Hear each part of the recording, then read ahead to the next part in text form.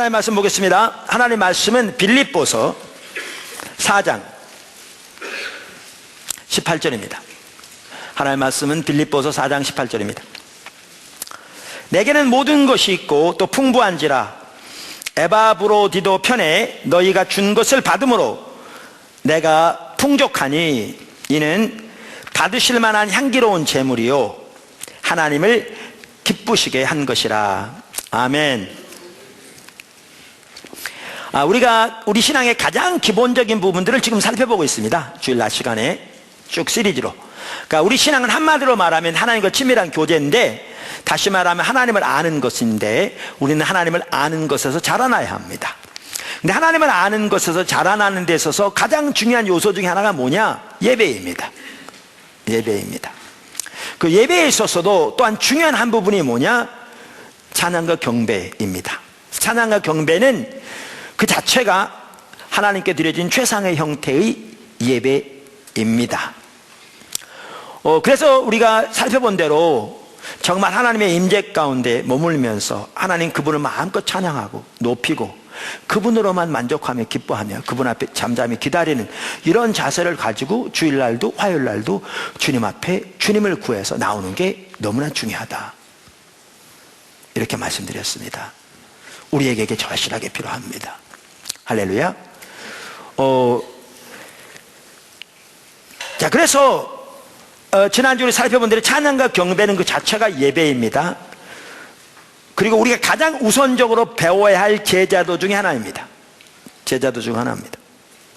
그러니까 우리가 큐티를 배워야 하잖아요. 전도를 배워야 하잖아요. 기도를 배워야 하잖아요. 그러니까 배운다는 말은 뭐예요? 이제 전도면 전도에 대해서 교리적으로 전도에 대해서 배울 뿐만 아니라 실제로 그 삶을 살아가는 걸 배워야 되잖아요. 그런 것처럼 찬양과 경배도 우리가 우선적으로 배워야 할 제자도입니다. 예배이기 때문에. 할렐루야. 근데 오늘은 뭘 살펴보기 원하냐면, 이 예배와 찬양의 예배와 같이 가야 할 중요한 한 부분이 뭐냐면 삶의 예배입니다. 그러니까 예배 전체의 한 핵심적인 요소가 뭐냐? 삶의 예배입니다. 그래서 그 부분을 같이 살펴보기 원하고, 그 삶의 예배와 아울러 헌금의 예배를 같이 살펴보기 원합니다. 첫째, 삶의 예배. 삶의 예배. 우리가 수없이 살펴본 대로 우리 신앙의 본질인 하나님과 친밀한 교제와 우리의 삶은 분리되지 않습니다. 그리고 예배는 분리되지 않습니다.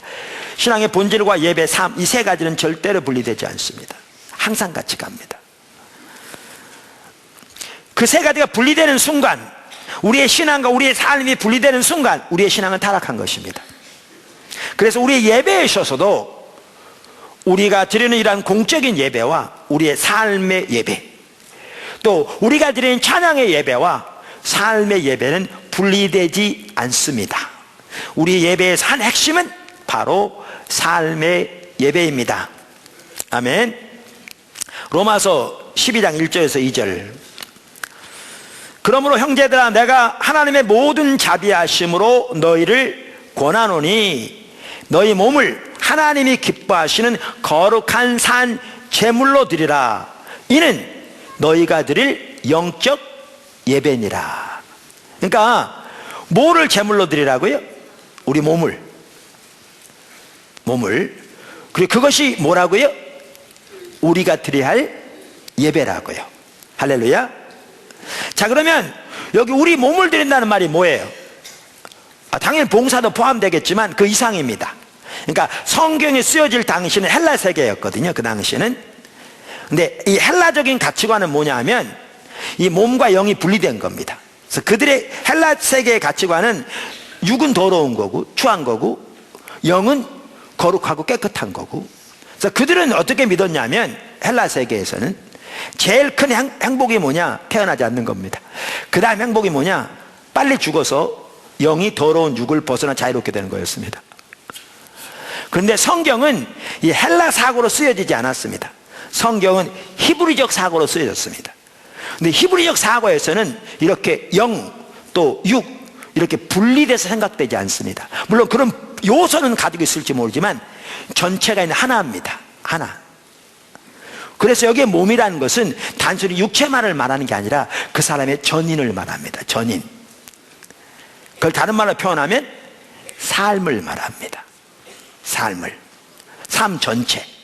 그럼 이렇게 말할 수 있습니다. 그러므로 사랑하는 형제들아, 내가 하나님의 모든 자비하심으로 너희를 권하노니 너희 삶 전체를 하나님이 기뻐하시는 거룩한 산 제물로 드리라. 이는 너희가 드릴 영적 예배니라. 할렐루야. 우리의 삶이 예배로 드려져야 합니다. 특별히 이 구절은요, 그러니까 여러분 잘 알다시피 그 사도 바울의 서신서를 보면 크게 두 파트로 되어 있습니다. 그러니까 첫째가 교리적인 부분이에요. 그리고 두 번째가 뭐예요? 그 교리적인 부분에 토대해서 그럼 우리가 어떻게 살아야 되겠는가? 이 실천적인 부분이에요. 그러니까 이렇더라고요.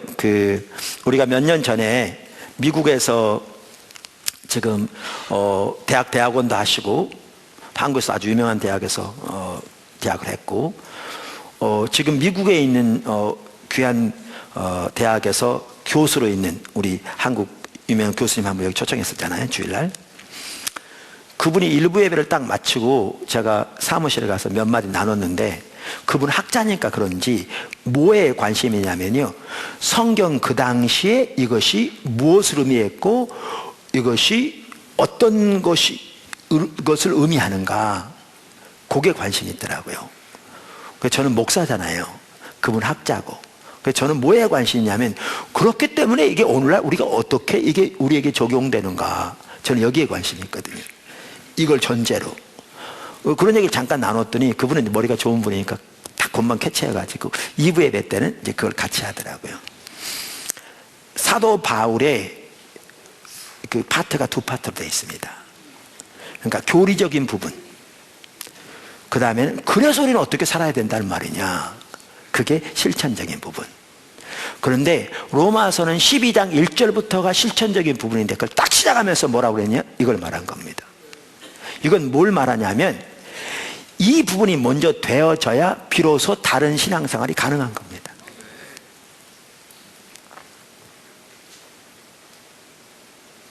여러분과 저의 삶 전체가 하나님께 예배로 드려져야 비로소 다른 신앙이 가능한 겁니다.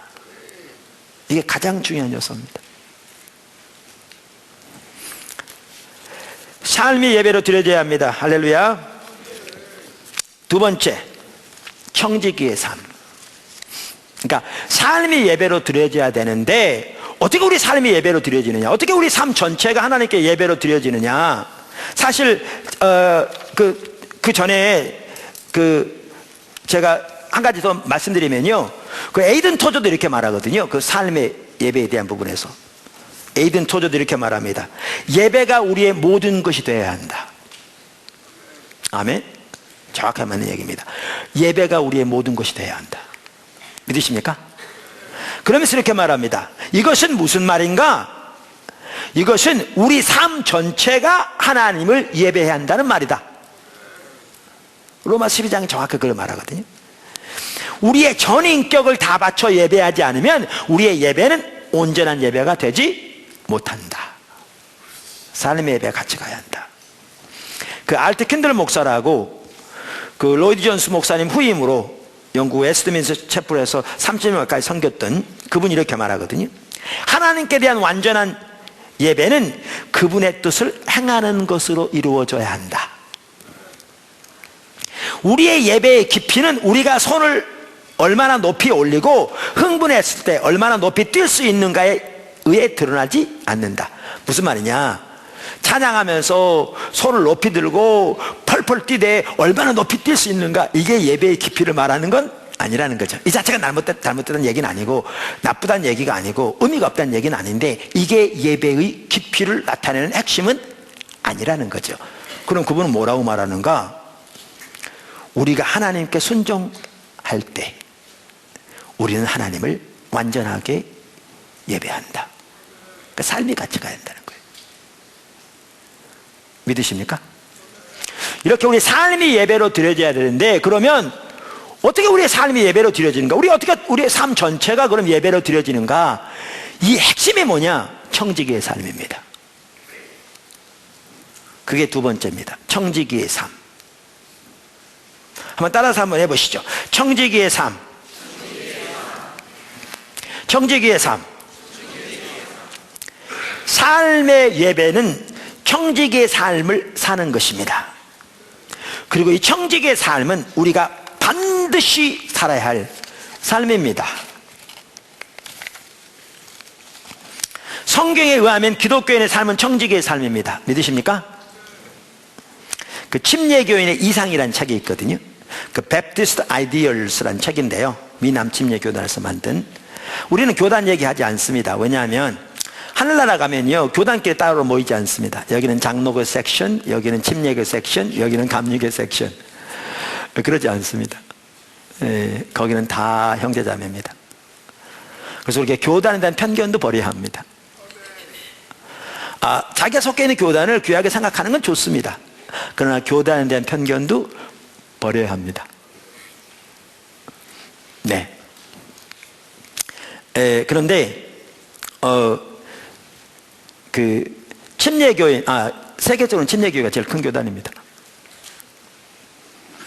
근데 그 침례교인의 이상이라는 그 책에 보면 소책자면 이렇게 되어 있습니다. 여러분 이 한 부분만 오늘 확실하게 여러분 머릿속에 심겨진다면, 여러분 가슴에 심겨진다면 여러분 설교 다 들은 겁니다. 설교 다 들은 겁니다. 이 한 가지만 여기에 확실하게 심겨진다면 이렇게 말합니다. 그리스도인의 청지기 직분은 하나님 안에서 인간의 생명, 재능, 시간 그리고 물질을 복음 선포와 기독교 봉사에 책임 있게 쓰는 것을 의미한다. 복음을 증거함에 있어서 청지기 직분은 우리가 존재하며 소유하는 모든 것이 성스러운 위탁물로 하나님께 받은 것임을 인정하는데 근거를 두고 있다.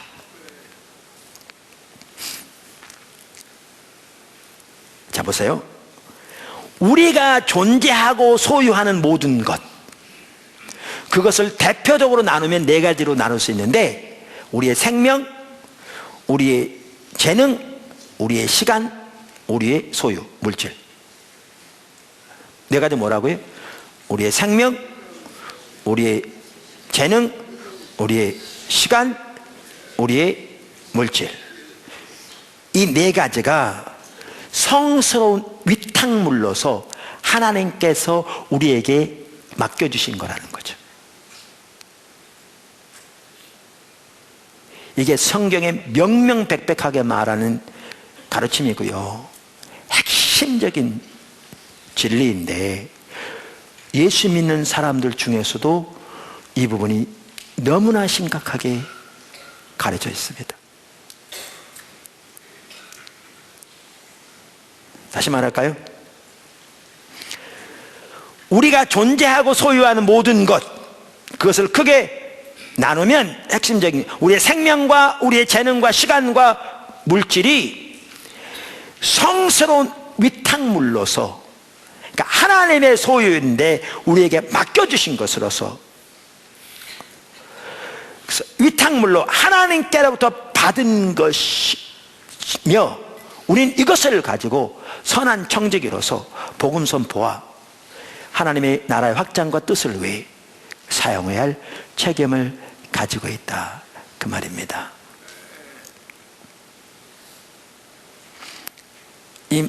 아까 말씀드린 이 한 가지만이라도 확실히 우리가 인식한다면 우리의 설교 다 들었을 뿐만 아니라 우리의 삶은, 우리의 신앙은 정말 지금과는 많이 다를 수 있습니다. 우리의 삶이 예배로 드려져야 한다는 말은 그렇기 때문에 청지기의 삶을 사는 것을 말합니다. 여러분 마태복음 25장 14절 30절 이렇게 말하면 다 찾아보십시오. 좀 길긴 한데요, 같이 읽어보죠. 이 구절은 예수님께서 다시 오셔서 심판하실 때를 두고 하신 예화입니다. 말씀입니다. 그때를 두고 하신 말씀입니다.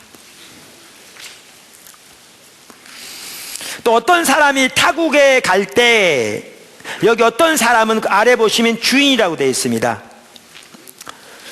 이 어떤 사람은 누구를 가리킵니까? 예수님을 가리킵니다. 예수님이 십자가를 앞두고 지금 하신 말씀입니다. 어떤 사람이 타국에 갈 때 그 종들을 불러, 여기 종들은 누구를 가리킵니까?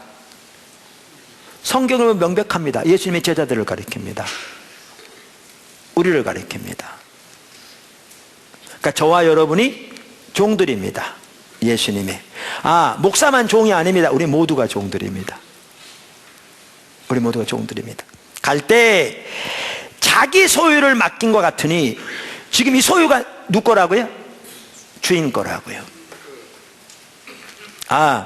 이런 분이 있잖아요. 어떤 분은 사장님인데 월급 사장이에요. 월급 사장이에요. 그러면 뭐가 월급 사장이죠? 회사는 소유주가 따로 있다는 거잖아요. 그죠? 이 회사는 누구의 거예요? 그 소유주의 거예요. 근데 이 소유주가 이 사장에게 이 회사를 잘 운영하고 관리하도록 사장으로 세운 거예요.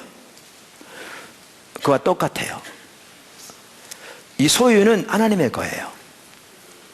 우리가 월급 사장처럼 하나님이 우리의 것을 맡기셨어요. 근데 여기에 보면 이제 달란트가 나오는데 이 달란트가 뭐 해당하겠어요? 약간 네 가지를 해당한다고 볼 수 있어요. 생명과 재능과 시간과 물질. 네 가지.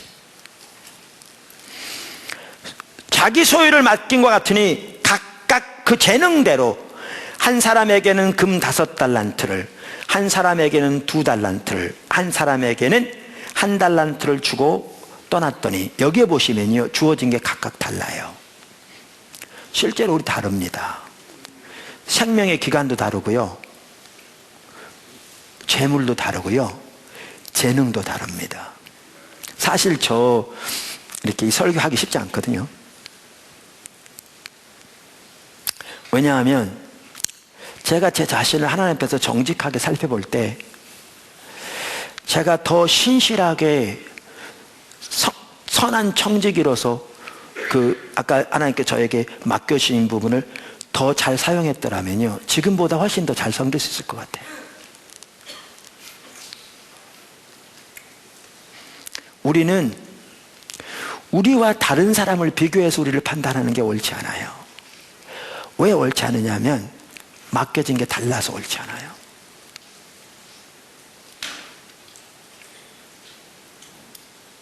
맡겨진 게 달라서. 2달란트 받은 사람이 3달란트 남겼다고 2달란트 받아서 2달란트 남긴 사람한테 야 임마 짜샤 2달란트밖에 못 남겨 난 3달란트로 남겼다 네 150% 했다 이렇게 말하는 거요, 하나님 앞에서 정말 옳지 않아요. 그럼 주님은 그러실 거예요. 나는 너한테 5달란트 줬는데.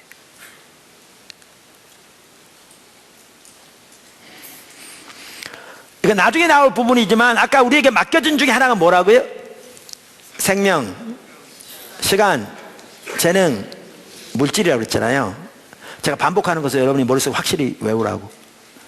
근데 물질만 해도 그래요. 예수님께서 예루살렘에서 이렇게 사람들이 성전에서 헌금하는 거 보고 지켜보고 계셨거든요. 그러니까 우리는 헌금 바구니 돌리다가 요즘 헌금 바구니 안 돌리잖아요. 왜냐하면 사람들이 헌금에 부담스러워해서 헌금 얘기만 위에 또 헌금 얘기하는 교회 그만, 그러니까 뒤에다 놔놓고 아무도 안 보게 적당히 놓고 나오라고 그렇게 많이 하거든요. 근데 예수님은 안 그러셔서 사람 헌금할 때 쳐다보고 있어서 이렇게 얼마나 하나 이렇게. 그랬는데 부자들이 헌금을 많이 했어요. 근데 예수님 그냥 가만히 계셨어요. 근데 과부가 와서 엽전 2입을 넣었더니 정말 기뻐하시면서 감탄하시면서 다른 모든 사람보다 더 많이 헌금했대요. 그럼 우리는 그럴 수 있어요. 과부 엽전 2입입니다. 들은 풍월이 있어가지고. 어떤 학자들은 그러더라고요. 우리는 얼마를 드렸는가를 본대요.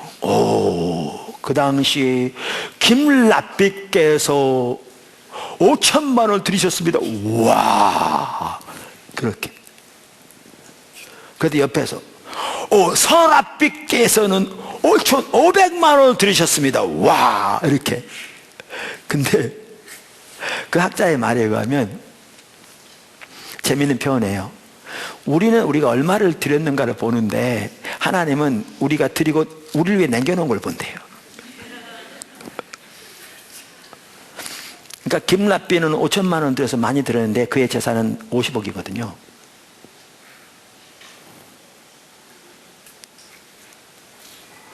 근데 과부는 자기 가진 모든 걸 드렸어요. 그래서 주님이 놀라신 거예요. 주어진 달란트가 달라요. 하나님께서 우리에게 주신 게 다르다고요. 각기. 어떤 사람에게는 5달란트를, 어떤 사람에게는 2달란트를, 어떤 사람에게는 1달란트를 하나님이 택하신 대로 각기 달리 주셔서, 중요한 것은 우리에게 주어지는 것을 가지고 우리가 어떻게 청지기로 살아가느냐, 이게 중요한 겁니다. 외부적인 비교는 아무런 의미가 없습니다.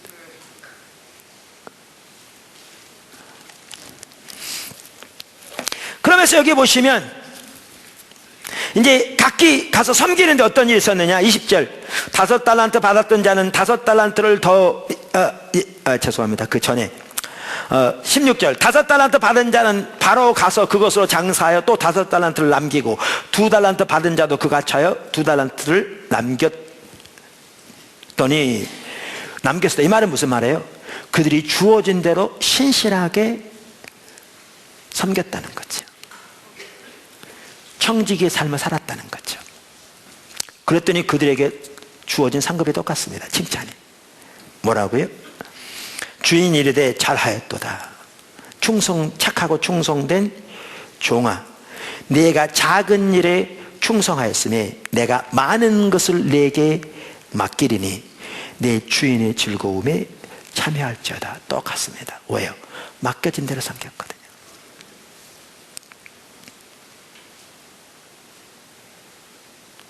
사실 그러니까 그렇습니다. 우리가 개인적으로 그렇지만요, 교회적으로도 그래요. 그런 분, 우리 포도나무 교회는 그럴 만한 수준에 전혀 이르지 않았기 때문에 그 자체가 우습지만, 혹시 여러분 중에 주변에 있는 어느 교회하고 포도나무 교회를 비교해서 우리 교회는 이런 사역도 하고 우리 교회는 저런 일도 하고 그런 우월감이 있다면 정말 어리석은 겁니다. 하나님께서 우리에게 주신 게 뭔가를 보십시오. 각자 성도 삶 속에, 전체적 교회 가운데, 그리고 우리가 그 달란트를 가지고 어떻게 주를 위해 섬기고 있는가를 보십시오. 그러면 절대 그 말이 안 나올 텐데, 오 하나님 우리에게 자비를 베푸세요 라고 기도가 나올 텐데, 우리의 생명과 우리의 시간과 우리의 재능과 우리의 물질을 가지고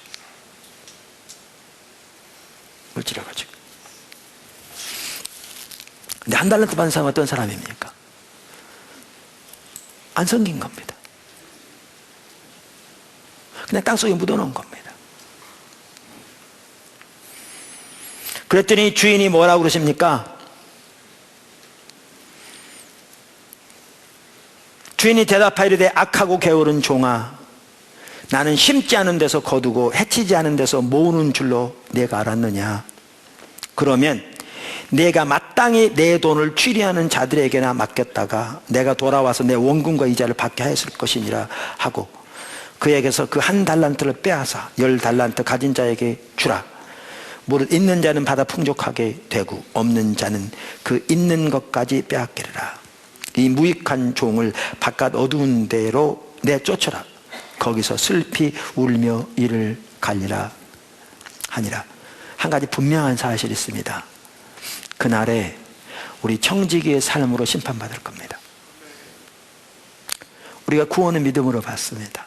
저는 여기 이 무익한 종을 바깥 어두운 데 내쫓으라, 이게 지옥을 의미한다고 생각하지 않습니다. 저 개인적으로는. 왜냐하면 그걸 지옥을 의미한다면 신학이 완전히 달라져야 합니다. 그리고 그렇게 되면 행함으로 구원받게 되는 결과를 가져오고요. 만약 그렇게 말한다면 우리 중에 구원받을 사람 제가 보기엔 별로 없습니다. 그럼 이걸 뭘 말하느냐? 하나님의 영광에 들어가지 못하는. 저는 개인적으로 이렇게 이해합니다. 자, 그런데 보십시오. 어찌됐든 간에 분명한 한 가지는 그날에 우리의 청지기의 삶으로 심판받을 겁니다.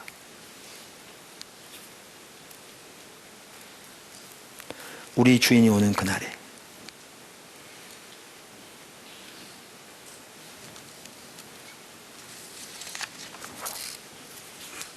대부분의 우리들은 그날이 없을 것처럼 살아갑니다. 세 번째, 헌금으로 드리는 예배. 헌금으로 드리는 예배. 자, 삶의 예배로 드려져야 되는데 삶의 예배의 핵심은 청지기의 삶입니다.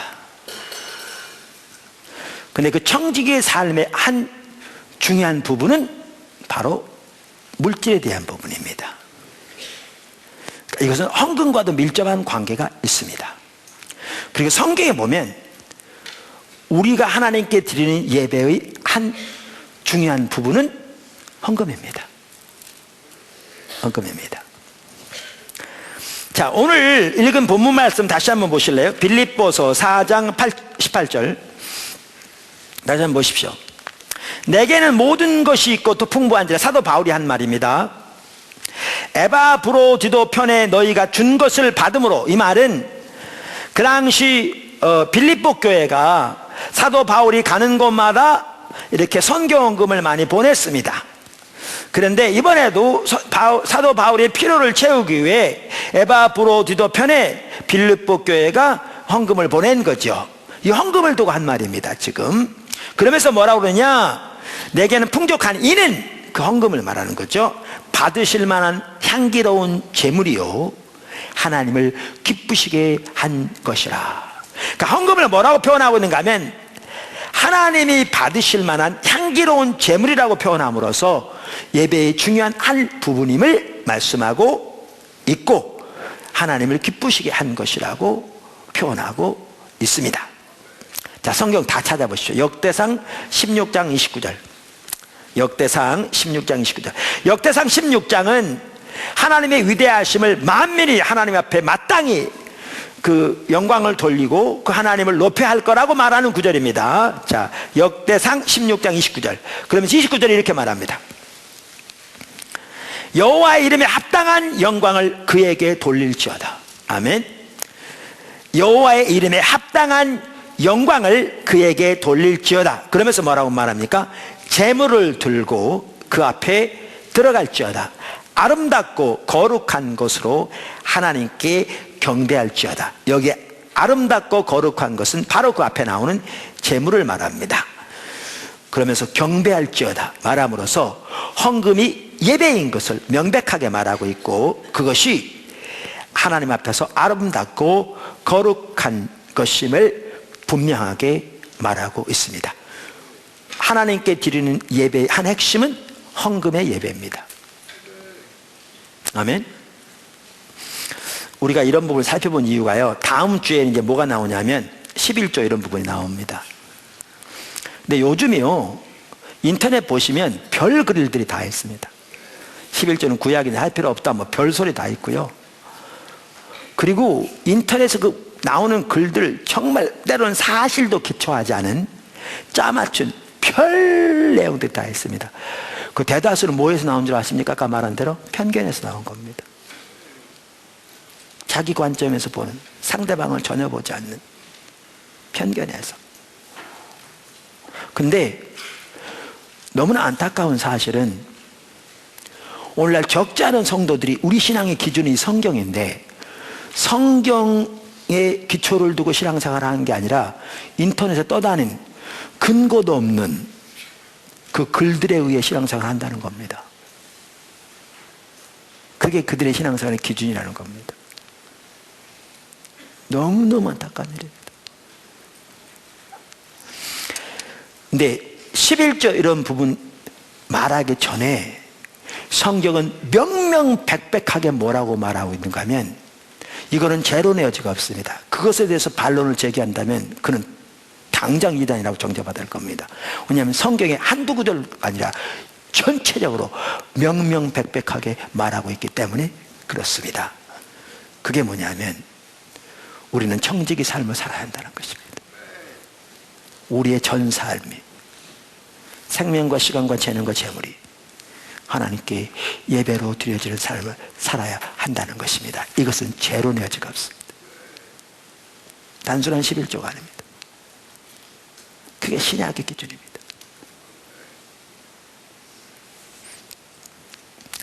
참고로 제가 더 넘어가기 전에 여러분 헌금 얘기만 나오면 부대끼는 분들 있죠. 걸리는 분들, 찔리는 분들. 그 하나님 성령께서 하시는 겁니다.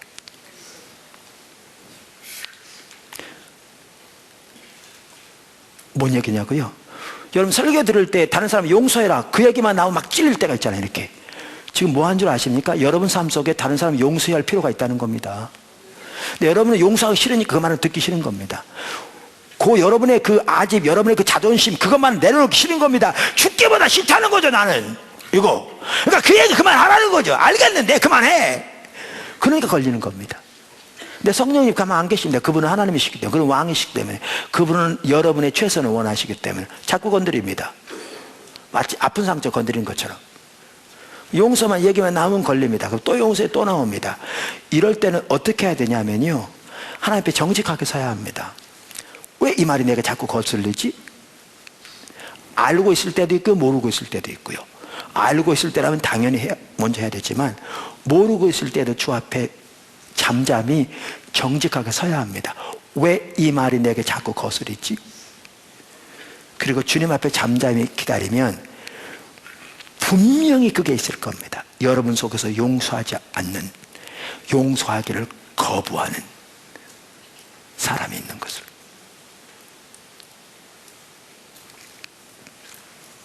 헌금 얘기만 나오면 걸리는 분들이요, 하나님 다루고 계신 겁니다. 뭐요? 여러분의 재정에 하나님의 주권을 세우라는 겁니다. 여러분의 물질에 하나님의 주인된 주권을 인정하고 받아들이라는 겁니다. 그걸 받아들이지 않는 한 반복적으로 걸릴 겁니다. 그리고 그걸 받아들이지 않는 상태에서 하나님의 은혜가 여러분의 재정의 삶에 함께하기를 기대하지 마십시오. 어리석은 일입니다. 우상 숭배하고 있으면서, 주님을 왕으로도 모시지 않고 있으면서, 주님이 통치하지 않는 영역에 주님의 생명이 흐르기를 원하십니까?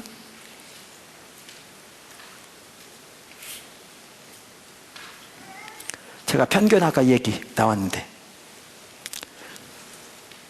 한 가지만 더 얘기할게요.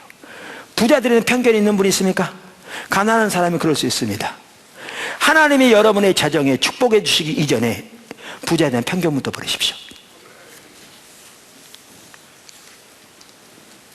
먼저 와야 합니다. 그게 제가 말씀드렸잖아요. 여러분이 일본에 대한 편견과 미워하는 마음을 가지고 있는 한 하나님이 여러분을 일본을 위해 쓰시지 않을 겁니다. 일본의 복음화를 위해서, 일본 사람들의 변화를 위해서, 일본 사람들의 회개를 위해서, 여러분의 의지와 여러분의 의식과 여러분의 노력으로 어떤 운동을 할 수 있을지 몰라도 하나님이 쓰시는 사람은 안 될 겁니다. 그것부터 버려야 되거든요. 쉽지 않을 수 있어요. 그러나 그 편견은 버려야 되거든요. 역사는 분명히 인식하고 기억하되 우리 조국을 사랑하되 동시에 그들에 대한 편견을 버리고 사랑하는 마음을 가져야 됩니다. 하나님 여러분을 통해 그들을 만지기 원하신다면. 사실 우리 개인적으로도 하나님이 일본을 여시기 전에 일본에 대한 편견 먼저 회개하게 하셨다니까요.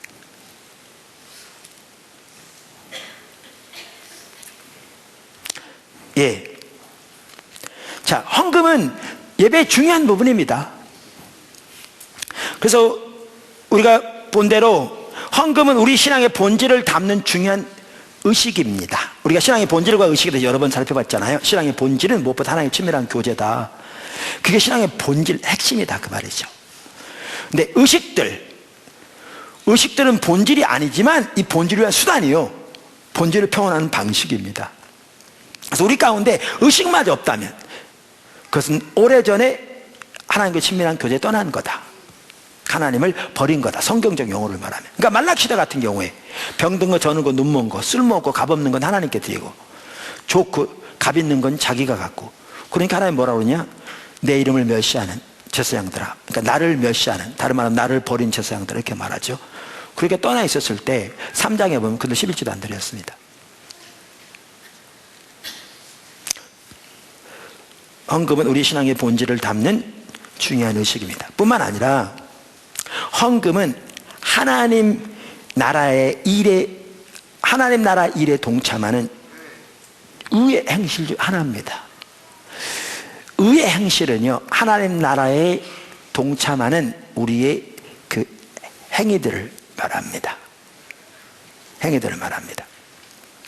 여러분 요한계시록 19장에 보면 말세 지말에 어린 양의 혼인잔치가 있을 것을 말하면서, 또 주님 오실 때, 죄송합니다, 물론 그때가 말세 지말이죠.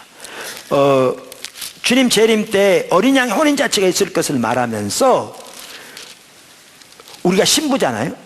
그 신랑을 맞이할 때 신부가 세마포를 입을 거라고 써 있어요. 그러니까 결혼할 때 그 신부들이 웨딩 드레스를 예쁘게 입듯이 어린 양의 혼인잔치 때 신부인 우리가 세마포를 입을 거라고 성경에 써 있다고요. 요한계시록 19장에. 그런데 그러니까 8절에 보면 그에게 7절을 보면 혼인 기약일을 얻고 그의 아내가 자신을 준비하였으므로 그에게 빛나고 깨끗한 세마포 옷을 입도록 허락하였으니 이 세마포 옷은 성도들의 옳은 행실이니라. 의의 행실이라는 거죠. 그래서 그 영어 NIV 성경에 보면 이거에 대해서 The righteous acts of the saints, 성도들의 의로운 행실이라 이렇게 표현하고 있거든요. 이게 옷입니다. 여러분 아까 제가 뭐라고 말씀드렸냐면, 예수님이 뭐라고 말씀하셨냐면, 그날에 달란트를 가지고 어떻게 섬겼느냐, 청지기 삶을 살았느냐를 가지고 심판받을 거라고 했잖아요. 연결됩니다. 의의 행실. 그런데 마태복음 6장에 보면 그 의의 행실, 그 네 가지만이 의의 행실이 아닙니다. 그런데 마태복음 6장에 보면 그 의의 행실이 네 가지가 나옵니다. 그 네 가지가 뭐냐면 기도, 금식, 헌금, 구제. 나중에 읽어보세요. 그래서 헌금도 하나님 나라의 일에 동참하는 의의 행실 중에 하나입니다. 사실 먼저 그 마태복음 6장에 보면요, 우리 예수 믿는 사람들에게 이방인처럼 살지 말라고 말합니다. 31절부터 이렇게 말하죠. 그러므로 염려하여 이르기를 무엇을 먹을까, 무엇을 마실까, 무엇을 입을까 하지 말라. 이는 다 이방인들이 구하는 것이라. 다시 말하면 하나님 모르는 안 믿는 사람들은 세상의 것들을 추구하며 산다는 거죠. 더 많은 돈, 더 좋은 집, 더 좋은 차, 더 편한 안락함, 더 많은 소유. 혹시 여러분이 살아가는 이 세상에서의 목적이 더 많은 돈을 위한 거라면 여러분은 안 믿는 사람과 똑같습니다. 예수 믿는 사람은 내가 가난해야 된다, 절대 그 말 아닙니다. 그리고 그렇지도 않습니다. 근데 여러분의 삶의 목표가, 세상에 사는 이유가 더 많은 돈, 더 좋은 집, 더 좋은 차라면 여러분은 전혀 하나님을 알지 못하는 이방인들과 똑같은 삶을 사는 것입니다. 하나님은 너희는 그렇게 살지 말아라. 그건 이방인들이 사는 삶이다. 너희는 그의 나라와 그의 의를 구하라. 청지기 삶 다 같은 겁니다. 그의 나라와 그의 의를 구하라. 그러면 너희 필요는 내가 채울게. 그러면서 아까 이렇게 말씀하시면서 나온 그 의의 행실 중에 하나가 뭐냐? 바로 헌금입니다. 헌금입니다. 그래서 마태복음 6장 19절 이하 이렇게 말합니다. 너희 보물을 너희를 위하여, 누구를 위하여? 너희를 위하여 보물을 땅에 쌓아두지 말라. 거기는 좀과 동록이 해하며 도둑이 구멍을 뚫고 도둑질하느니라. 오직 너희를 위하여 보물을 하늘에 쌓아두라.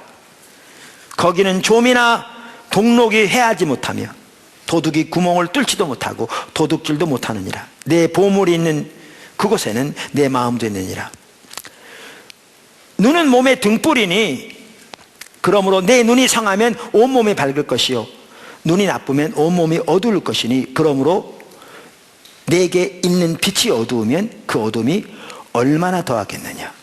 한 사람이 두 주인을 섬기지 못할 것이니 혹 이를 미워하고 저를 사랑하거나 혹 이를 중히 여기고 저를 경히 여김이라. 너희가 하나님과 재물을 겸하여 섬기지 못하느니라. 여러분 여기 보면 헌금에 대해서 말하는 구절이거든요. 쭉 보셨죠?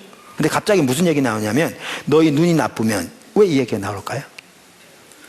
여러분 이 재정적인 면에서 하나님의 주권이 온전히 세워지는, 다시 말하면 재정적인 면에서도 선한 청지기로 올바로 살아가는 삶이 영적인 분별력에 있어서도요 핵심입니다.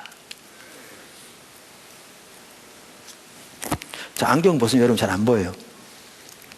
인상을 찍프로 봐도요 이은철 형제님 형태를 보면 알겠는데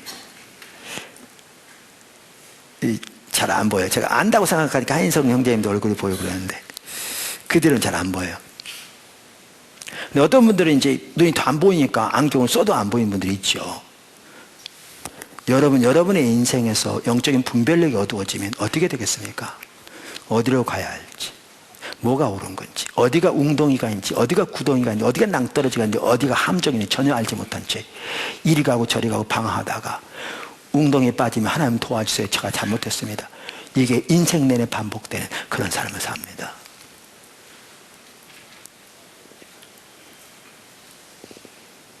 그런 삶을 살아요. 그리고 여기 보면 하나님과 재물을 겸하여 동시에 섬길 수 없다고 그랬잖아요. 그러면서 뭐라고 그랬어요? 왜냐하면 혹 이를 미워하고 저를 사랑하거나 이를 중히 여기고 저를 경히 여김이라. 이 말은 무슨 말인지 아세요? 하나님과 돈을 동시에 사랑하면 하나님을 경히 여기고 돈을 중히 여긴다는 말이에요. 이 뜻은요, 하나님을 사랑하려면 하나님만 사랑해야 돼요. 그래서 탐심이 우상숭배예요. 그래서 돈을 사랑하면 일만하게 뿌리고요. 제가 자주 말하잖아요. 여러분이 아내를 사랑하는데 아내만 사랑해야지, 아내도 사랑하고 다른 여자도 사랑하고 아내 사랑하는 게 아니라고요. 한 달에 29일은 아내를 사랑해. 그리고 하루만 다른 여자를 사랑해. 그래도 아내를 사랑한 게 아니라고요. 제가 이런 설교 어디 가든지 자주 하거든요. 하나님만 존재를 다 사랑하라, 이제 그렇게 나누면서 한 번은 순천에 가서 어느 교회에서 집회를 인도하는데 어느 전인데요, 제가 그렇게 물었더니 한 권사님이 그러더라고요. 목사님 그 여자를 사랑하는 거예요, 그러더라고요. 젊었을 때 상처가 있었나 봐요. 예, 아내를 사랑하고 다른 여자를 사랑하면요 정확하게 그 여자를 사랑하는 거예요. 하나님도 사랑하고 재물도 사랑하면 정확하게 그것은 재물을 사랑하는 거예요. 그러니까 재물을 귀히 여기고 하나님을 경히 여기며, 그 뜻이에요. 이게. 그러면서 너희는 세상 사람처럼 살지 말라, 이렇게 말하고 있어요. 그래서 의의 행실 중에 하나가 뭐냐? 헌금인데요.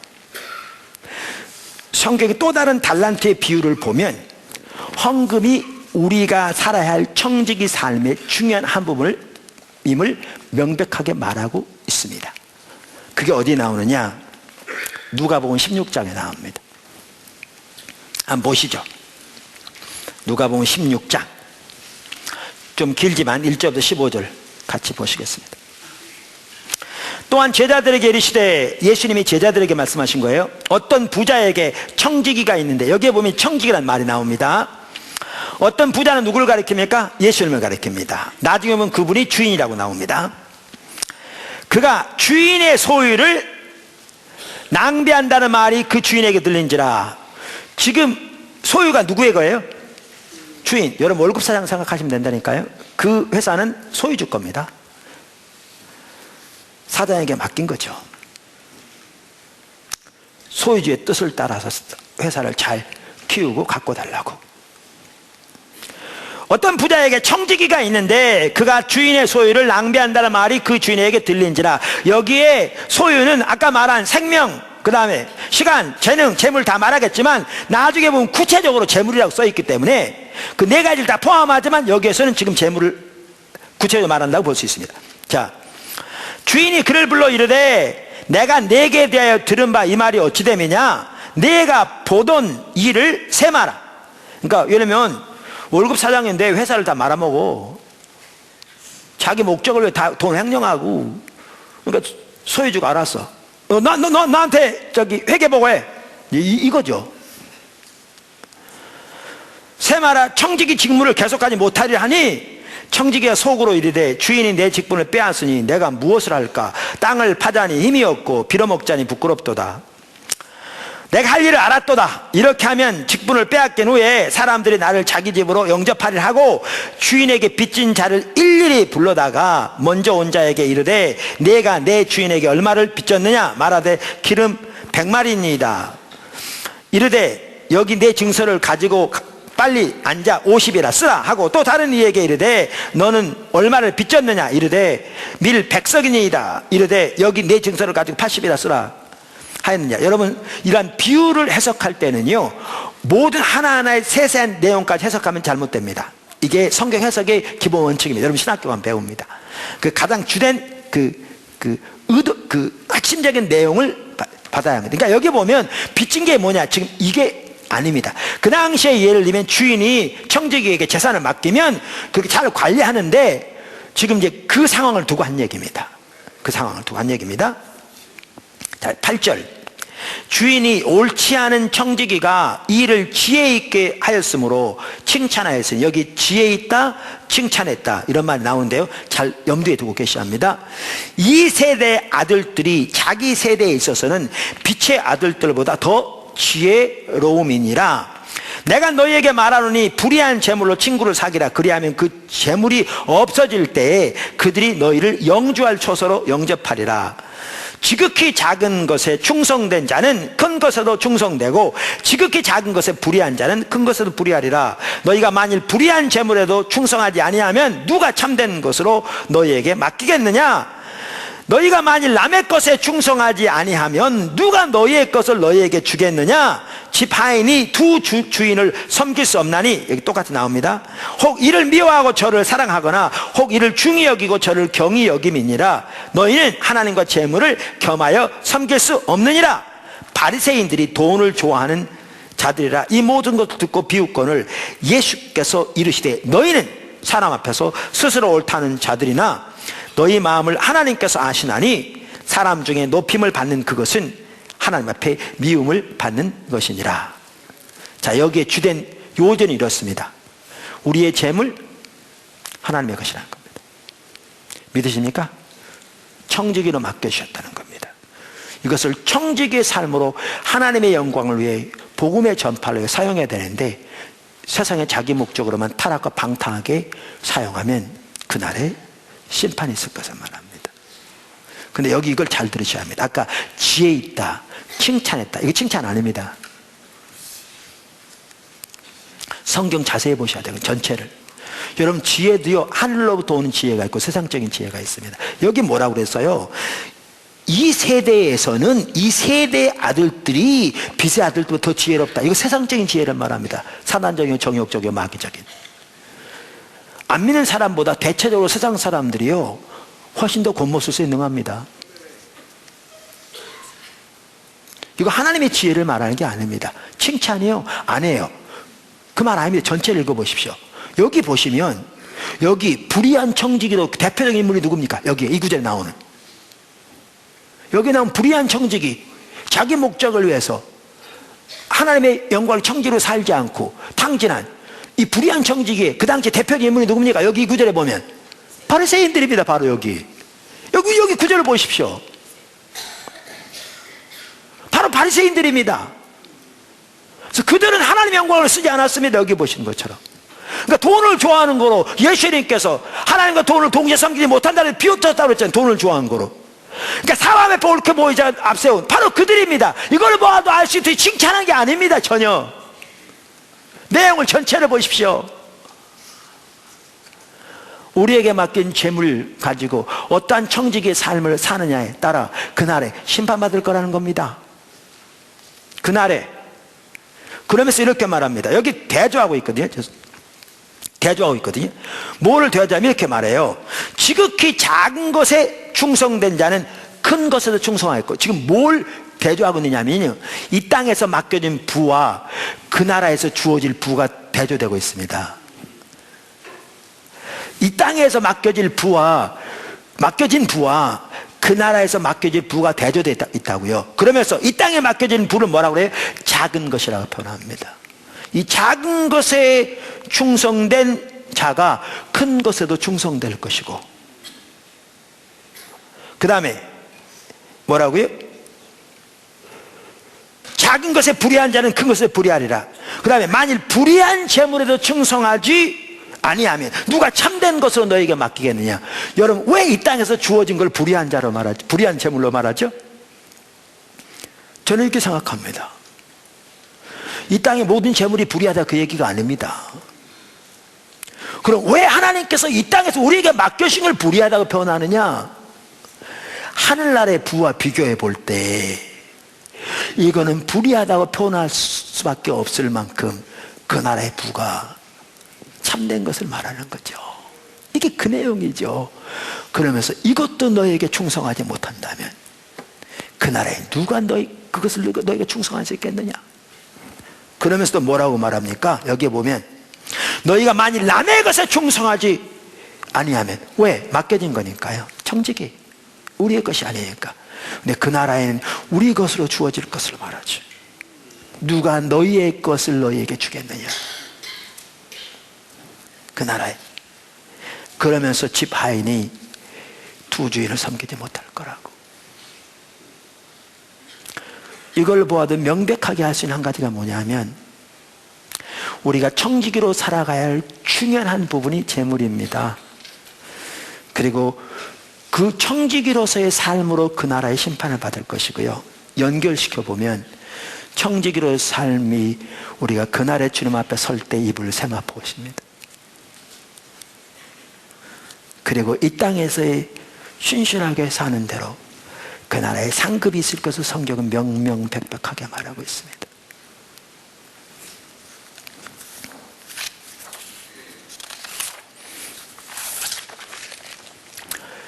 오늘 저는 그 예배에 대해 살펴보면서 삶이 예배로 드려져야 한다. 이 부분이 같이 가지 않으면 우리의 예배는 온전한 예배가 아닌 거죠. 사실 그런 차원에서 우리의 예배를 봐야 합니다. 왜 하나님께서 하나님이 소중하게 여기는 자세는 마음이 가난하고 심령이 통회하며 하나님의 말씀 앞에 떠는 자라고 그런 줄 아십니까? 왜 예수님께서 팔복, 다시 말하면 하나님의 백성이 가져야 할 가장 기본적인 자세를 말하면서 마음이 가난하고 심령이 통회한 것을 제일 먼저 말씀한 줄 아십니까? 이런 겁니다. 우리의 예배가 온전하려면 우리 삶의 예배가 같이 드려져야 되는데, 그 차원에서 내 자신을 보면 너무나 해통한 거죠.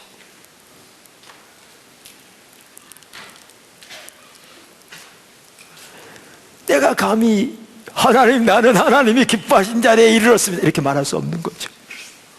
바리새인이 그랬죠. 주님은 그를 돌아보지도 않았죠. 외식하는 자들이라고. 정직하게 우리 자신을 그 앞에 비춰본다면 우리는 세리처럼 가슴을 치면서 주님, 제가 죄인입니다. 주님의 은혜가 필요합니다. 주님의 도움이 필요합니다. 주님의 힘주심이 필요합니다. 이렇게 통할 수밖에 없는 거죠. 그래서 하나님 나라의 기본적인 자세가 마음이 가난하며 심령에 통회하는, 그들이 하나님을 보게 될 것이라고, 천국이 저희 것이라고 말하잖아요. 그러면 이렇게 삶의 예배가 같이 가야 되는데, 삶의 예배의 한 핵심이 뭐냐? 청지기의 삶이라고요. 내 존재와 내가 가진 모든 것, 그것을 크게 부류로 나눈 다음에 내 생명과 시간과 재능과 재물, 이것이 하나님의 소유로서 하나님께서 우리에게 맡겨주신 성스러운 위탁물인 것을 인식하고 그것을 가지고 복음의 전파와 하나님 나라 확장을 위해, 하나님의 뜻을 위해 사용되어 살아가는 것. 우리 모두는 청지기로 부름받았습니다. 그래, 그 삶을 살 때 그게 가장 행복한 삶입니다. 그게 가장 복된 삶입니다. 제가 빨리 맞춰야 되는데 한 분만 말씀드릴게요. 이게 우리가 살아야 할 삶이고, 이 관점에서 우리를 본다면 아까 말한 대로 정말 주님의 은혜가 필요하고요, 포도나무 교회가 더 이 자리로 나가야 합니다. 근데 제가 뭘 말하려면 이겁니다. 우리 이런 경우가 많거든요. 예를 들면 우리 자식은 목사시키기에는 좀 너무 아까워. 왜냐하면 목사가 되려면 그래도 세상에 이런 걸 다 버려야 될 것 같아. 근데 이제 장로가 되면, 포도나무교회는 장로가 없습니다. 장로가 되면 세상에 누릴 거 다 누리고 큰 소리 치고 다 치고 그래도 또 하나님 위해 살고, 그러니까 장로가 될 것 같아. 그런 부모들이 있거든요. 이제 그들이 생각하는 어떤 선이 있어요. 이 선은 안 넘어도 될 것처럼. 근데 이렇게 말할 때 이 선이요, 이거 우상숭배입니다. 모든 성도는 이 선을 넘어야 합니다. 그럼 어떤 그런 분들이 있어요. 그럼 다 목사 되기? 아니요. 목사는 직분입니다. 부르심이 다를 뿐입니다. 하나님께 맡겨진 부르심이 다릅니다. 우리 모두가 다 청지기의 삶을 살아야 합니다. 주의 영광을 위해서. 이 선을 넘어서. 제가 아까 성경 안 읽었습니다만 삶이 예배를 드리라고 말할 때 로마 14장 8절, 우리가 살아도 주를 위하여 살고 죽어도 주를 위하여 죽나니 그러므로 사나 죽으나 주의 것이로다. 고린도서 6장 19절 20절, 너희 몸은 너희가 하나님께로부터 받은 바 너희 가운데 계신 성령의 전인 것을 알지 못하느냐. 너희는 너희 자신의 것이 아니라 값으로 산 것이 되었으니 그런즉 너희 몸으로 너희 삶으로 하나님께 영광을 돌리라. 고린도서 5장 15절, 그가 모든 사람을 대신하여 죽으시면 살아있는 자들로 하여금 다시는 그들 자신을 위하여 살지 않고 오직 그들을 대신하여 죽었다가 다시 살아나신 이를 위하여 살게 하심이라. 다 선을 넘어야 합니다. 부르심을 따라 살아야 합니다. 그러면요, 예를 들면 내가 사업가로서 아까 실험인 성경 얘기했는데 그렇게 주의 영광을 살아갈 때 어느 목사 못지않게 하나님을 위해, 하나님의 나라를 위해서 쓰임 받을 수 있습니다. 교사 마찬가지입니다. 여러분 가정주부도 마찬가지입니다. 찰스 웨슬리, 요한 웨슬리 형제였습니다. 안 믿는 세상의 역사가들이 하는 말이, 그 시대에 웨슬리를 통한 그런 운동이 없었다면 영국도 프랑스 혁명처럼 유혈혁명이 일어나서 나라가 전체 역사가 100년 후퇴했을 거라고 말합니다. 안 믿는 역사가들이. 그러한 상황에서 영국을 구한 것이 하나님의 역사죠. 부흥이었죠. 웨슬리 형제를 통한. 근데 그 어머니요, 수잔나 웨슬리, 그들을 믿음 안에 태운 그 하나만 하더라도 나라를 구한 사람입니다. 부르심을 따라 우리는 행하는 겁니다. 우리 모든 성도가. 그게 성경이 말하는 바입니다. 청지기의 삶을 사는 거죠. 하나님의 부르심을 따라 주신 달란트대로 그렇게 살아가면 처지와 형편을 다를지 모르지만 그게 하나님의 영광을 위해서 너무나 놀랍게 쓰임받게 될 것이고 본인들은 정말 행복한 삶이 될 겁니다. 제가 고등학교 3학년 때 부르심을 받았는데 하나님 저를 주의 종으로 부르셔서 제가 그렇게 순종하겠다고 이해했습니다. 오늘에 이르기까지. 어떤 분은 그럴 수 있어요. 지금 목사님 교회도 크고 요즘 보니까 차도 좋은 거 타고 다니던데 사택도 꽤 좋은 것 같은데 그렇게 말할 수 있는데요. 우리 개척하면서 여기까지 올 때 미국에서 공부하면서 독일에서 공부하면서 이렇게 얘기하면 구차할 만큼 어려운 일을 많이 당했고요. 불과 수년 전까지만 하더라도 우리 대학 학생 들을 때도 우리 둘째, 셋째 한 방에 지냈습니다. 방 좋은 방에서. 아내는 책상, 침대 위, 아내는 침대 아래에서 번갈아 가면서. 둘이 친하죠. 그러니까. 우리 큰애 혼자 미국에서 돈 벌어서 여기 자기 회사에서 공부할 때요. 토스트 한 줄하고 케찹 한 병 가지고 일주일을 살았더라고요. 먹을 게 없어서. 근데 부모한테 얘기 안 한 겁니다. 얘기했으면 뭐 어떻게 해서라도 그 식비 안 물어줬겠어. 근데 얘기 안 한 겁니다. 왜냐면 걔가 그렇게 갈 때 지네 엄마가 걔한테 부모가 너에게 어떻게 신경 많이 써줬고 이제 두 동생이 있으니까 우리는 그 동생들 돌봐야 된다고 얘기한 그 부탁 아마 기억했는지. 그런 어려움도 있었습니다. 일일이 얘기하자면 뭐 구차스러울 만큼. 근데 그런 기간이 있었는데 제가 하나님이 저를 부르신 것을 후회해 본 적이 단 한 번이 없습니다. 낙심은 많이 했습니다. 일이 빨리 진행되지도 않고 하나님의 역사는 안 이루어지는 것 같고. 그러나 하나님의 부르심을 제가 후회한 적이 단 한 번이 없습니다. 주님의 부르심을 따라 사는 것보다 행복한 삶은 없습니다. 근데 우리 모두는 그 청지기의 삶을 살아야 합니다. 선을 넘어. 그게 우리 구원받은 성도들의 삶이에요. 그게 가장 복된 삶입니다. 그리고 그러한 삶을 통해 하나님의 영광이 돌아갑니다. 바로 이 청지기한 삶이 헌금의 예배입니다. 사실 헌금뿐만 아니라 우리 재산 전체가 하나님의 영광을 위해서 하나님 나라와 이웃들을 위해 드려지는 겁니다. 기도하겠습니다.